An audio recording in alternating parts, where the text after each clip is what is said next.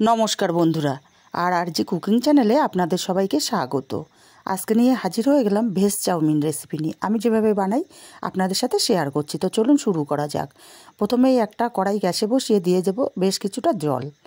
এবার জলটা গরম করে নিয়ে এখানে 1 চামচ সাদা তেল দিয়ে দিলাম। এতে করে চাউমিনগুলো একটার গায়ে একটা লেগে যাবে না। এবার চাউমিনগুলোকে দিয়ে দিয়েছি। নাড়াচাড়া করে গরম জলের সাথে মিশিয়ে দিয়ে 2 মিনিট ফুটিয়ে সেদ্ধ করে নেব।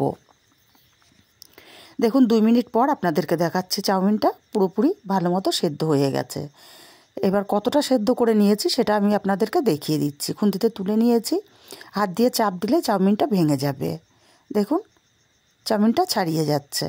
এই পর্যায়ে আমি চাউমিনগুলোকে গরম জল থেকে তুলে সরাসরি একটা ছিদ্রযুক্ত পাত্রের মধ্যে উঠিয়ে নিচ্ছি। আর চাউমিনগুলো উঠিয়ে নিয়েই সাথে সাথে ঠান্ডা জল ঢেলে দেব। এতে করে একদম চাউমিনগুলো একদম পুরোপুরি ঝরঝরে হয়ে যাবে।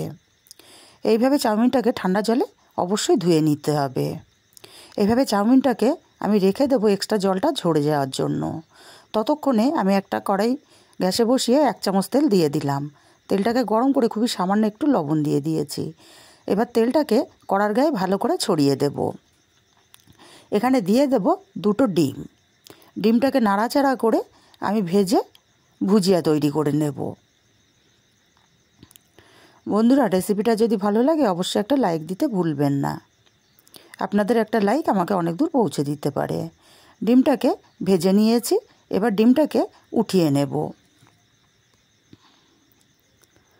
ডিমটাকে উঠিয়ে নিয়ে এই কড়াইতে দিয়ে দেব আরও 2 চামচ তেল। তেলটাকে গরম করে নিয়ে এখানে দিয়ে দেব বড় সাইজের একটা পেঁয়াজ কুচি, আর দিয়ে দেব বেশ কিছুটা কাঁচা লঙ্কা কুচি। কাঁচা লঙ্কার পেঁয়াজটাকে দিয়ে নাড়াচাড়া করে পেঁয়াজের কালারটা হালকা চেঞ্জ হওয়া পর্যন্ত ভেজে নেব। পেঁয়াজের কালারটা হালকা চেঞ্জ হয়ে গেছে। এই পর্যায়ে দিয়ে দেব সবজি। আমি প্রথমেই দিয়ে দিচ্ছি এখানে বিনস, কারণ বিনসগুলো সেদ্ধ হতে টাইম লাগে। বিনসটাকে এভাবে পেঁয়াজের সাথে নাড়াচাড়া করে মিনিট 2 রান্না করে নেব। এতে করে বিনসটা অনেকটাই সেদ্ধ হয়ে যাবে। দেখুন বিনসটা কিন্তু অনেকটাই সেদ্ধ হয়ে গেছে। এই পর্যায়ে দিয়ে দেব গাজর, আর দেব বেশ কিছুটা মটরশুঁটি। মটরশুঁটিগুলো ফ্রিজে থেকে কলা বেরিয়ে গেছে। এবার মটরশুঁটি আর গাজরটাকে দিয়ে ভালো করে নাড়াচাড়া করে মিশিয়ে দেব। মিশিয়ে দিয়ে এবার এই পর্যায়ে দিয়ে দেব স্বাদ মতো লবণ। লবণটা দিলে সবজিগুলো তাড়াতাড়ি সেদ্ধ হয়ে যাবে। আর 1/2 চামচ হলুদ দিয়ে দিলাম। লবণ হলুদটাকে দিয়ে সবজিটাকে আরও মিনিটখানিক রান্না করে নেব। মিনিটখানিক রান্না করে নিয়েছি। এবার দিয়ে দেব কিছুটা ক্যাপসিকাম। আমি এখানে বিনস, গাজর, ক্যাপসিকাম আর মটরশুঁটি ব্যবহার করেছি। আপনারা চাইলে আলু, ফুলকপি, বাঁধাকপি, তারপরে ব্রোকলি এগুলো ব্যবহার করতে পারেন। সবজিগুলো মিনিট 2 ভালো মতো কষিয়ে নিয়ে জল ঝরিয়ে রাখা চাউমিনগুলো দিয়ে দিলাম। চাউমিনগুলোকে দিয়ে সবজির সাথে খুব ভালো করে মিশিয়ে নেব। খুব ভালো করে মিশিয়ে আরও 2 মিনিট এইভাবে চাউমিনগুলোকে রান্না করে নেব। দেখুন খুন্তি দিয়ে এইভাবে নাড়িয়ে নাড়িয়ে চাউমিনগুলোকে মেশাতে হবে। আরও 2 মিনিট মতো এইভাবে সবজির সাথে চাউমিনটাকে রান্না করে নিয়েছি। এখন এখানে দিয়ে দেব 1 চামচ পরিমাণে সয়া সস। সয়া সসটা দিলে টেস্টটা খুবই ভালো আসে। সয়া সসটাকে দিয়েও খুব ভালো করে মিশিয়ে নেব।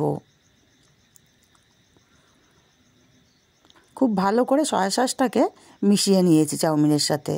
এই পর্যায়ে দিয়ে দেব একদম সামান্য কয়েক দানা চিনি, আর দেব 1/2 চামচ ভাজা জিরের গুঁড়ো। আপনারা চাইলে অবশ্যই এখানে ম্যাগি মশলা ব্যবহার করতে পারেন, তবে ভাজা জিরের গুঁড়ো দিলেও কিন্তু টেস্টটা খুবই ভালো আসে। আর ভাজা ডিমগুলোকেও দিয়ে দিয়েছি। ভাজা জিরের গুঁড়ো, চিনি আর ডিমটাকে দিয়ে খুব ভালো করে নাড়াচাড়া করে মিশিয়ে নিতে হবে। আমার মেশানো কমপ্লিট। এবার আলাদা পাত্রে আমি নামিয়ে নিচ্ছি। রেসিপিটা কেমন লাগলো কমেন্ট করে জানাতে ভুলবেন না।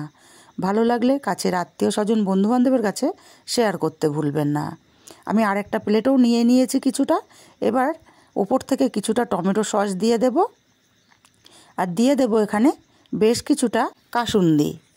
কাসুন্দি দিয়ে চাউমিন খেতে কিন্তু খুবই ভালো লাগে।